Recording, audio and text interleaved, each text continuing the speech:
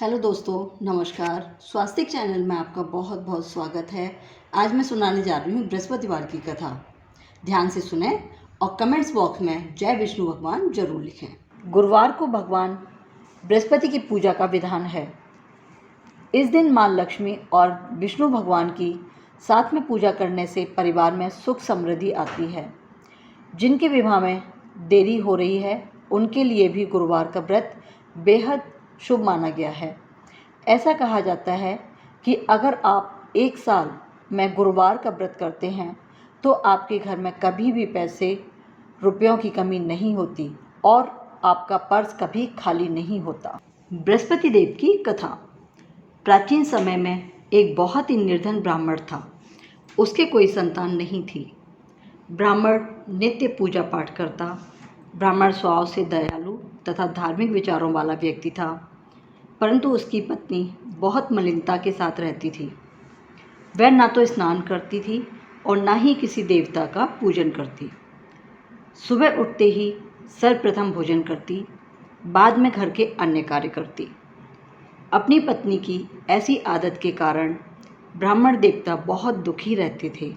वह अपनी पत्नी को बहुत समझाते, किंतु उसका कोई परिणाम ना निकलता। भगवान की कृपा से ब्राह्मण की स्त्री की कन्या उत्पन्न हुई। वह कन्या ब्राह्मण के घर में बड़ी होने लगी। वह बालिका प्रातःकाल ही स्नान करके भगवान विष्णु का जप करती, बृहस्पतिवार का व्रत भी करने लगी।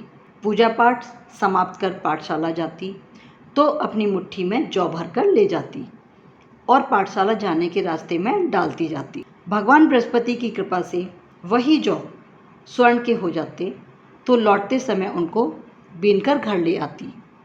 एक दिन वह बालिका सूप में उन सोने के जौ को फटक कर साफ कर रही थी।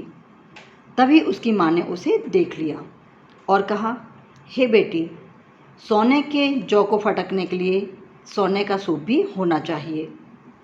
दूसरे दिन बृहस्पतिवार था।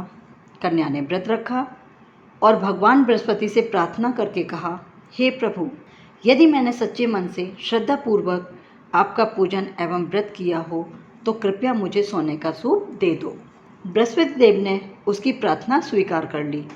नित्य की भांति वह कन्या जौ फैलाती हुई पाठशाला चली गई।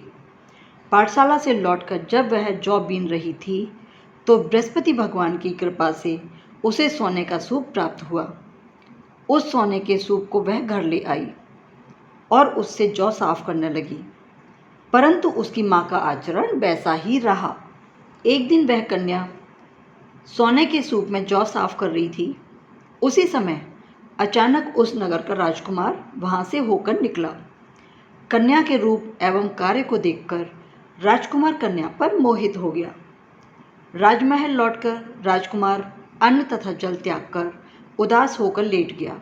राजा को जब अपने पुत्र द्वारा अन्न जल त्यागने का समाचार ज्ञात हुआ तो अपने मंत्रियों के साथ वह राजकुमार के पास गए और बोले, हे बेटा, तुम्हें किस बात का दुख है?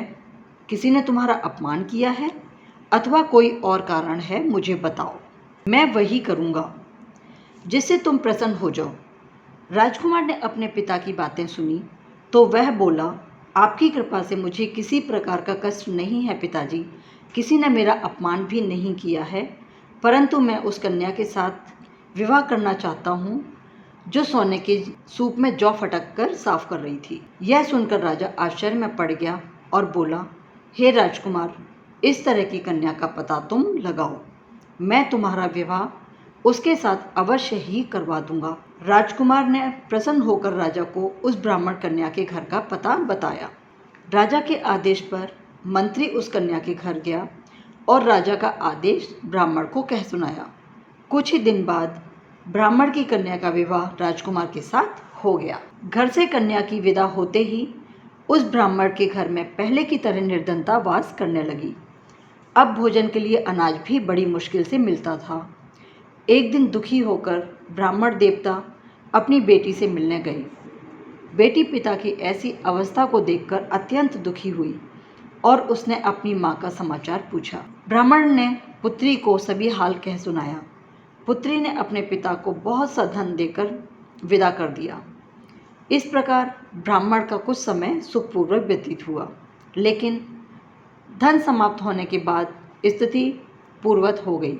ब्राह्मण फिर अपनी पुत्री के यहाँ गया और उससे सभी हाल कह सुनाया। पुत्री बोली, हे पिताजी, आप अपने साथ माताजी को भी यहाँ ले आओ। मैं उन्हें वह विधि बता दूंगी जिससे दरिद्रता दूर हो जाए। ब्राह्मण देवता अपनी पत्नी को साथ लेकर राजमहल अपनी पुत्री के पास पहुँचे तो पुत्री अपनी माँ को समझाने लगी, हे माँ, तुम सुबह उठकर सर्वप्रथम स्नान आदि करके भगवान विष्णु का पूजन किया करो तो सब निर्धनता दूर हो जाएगी। परंतु उसकी माँ ने उसकी एक न मानी। वह सुबह उठकर सर्वप्रथम अपनी पुत्री का बचा झूठा भोजन खा लेती थी। एक दिन उसकी बेटी को अपनी माँ पर बहुत गुस्सा आया। उसने एक रात एक कोठरी से सारा सामान निकालकर अपनी माँ को उसमें बंद कर दिया। प्रातः कोठरी से अपनी माँ को निकालकर तथा स्नान आदि करा के पूजा पाठ करवाया तो उसकी माँ की बुद्धि ठीक हो गई। इसके बाद वह प्रतिदिन पूजा पाठ करती और प्रत्येक बृहस्पतिवार को व्रत भी रखने लगी। इस व्रत के प्रभाव से उसकी माँ अत्यंत धनवान हो गई और बृहस्पति देव की कृपा से वृद्धावस्था में मृत्यु को प्राप्त कर स्वर्ग को गई। वह ब्राह्मण भी सुखपूर्वक इस लोक का सुख भोग कर स्वर्ग को प्राप्त हुआ। इस प्रकार कहानी कहकर साधु देवता वहाँ से अंतर्ध्यान हो गए। भगवान बृहस्पति ऐसे ही हैं, जैसी जिसके मन में कामनाएं हैं सभी को पूर्ण कर मनोवांछित फल देते हैं। जो श्रद्धापूर्वक बृहस्पतिवार का व्रत करता है एवं कथा पढ़ता है अथवा सुनता है और दूसरों को सुनाता है, बृहस्पति देव उनकी सभी मनोकामनाएं पूर्ण करते हैं। बृहस्पति देव उनकी सदैव रक्षा करते हैं। जो श्रद्धा एवं आदर भाव से बृहस्पति देव का पूजन एवं सच्चे दिल से व्रत करते हैं उनकी सभी मनोकामनाएं पूर्ण होती हैं। इसलिए सबको कथा कहने अथवा सुनने के बाद बृहस्पति भगवान का प्रसाद ग्रहण करना चाहिए तथा सच्चे मन एवं भावना से भगवान बृहस्पति देव का मनन करते हुए सदा उनकी जय जयकार करनी चाहिए। सब बोलो विष्णु भगवान की जय।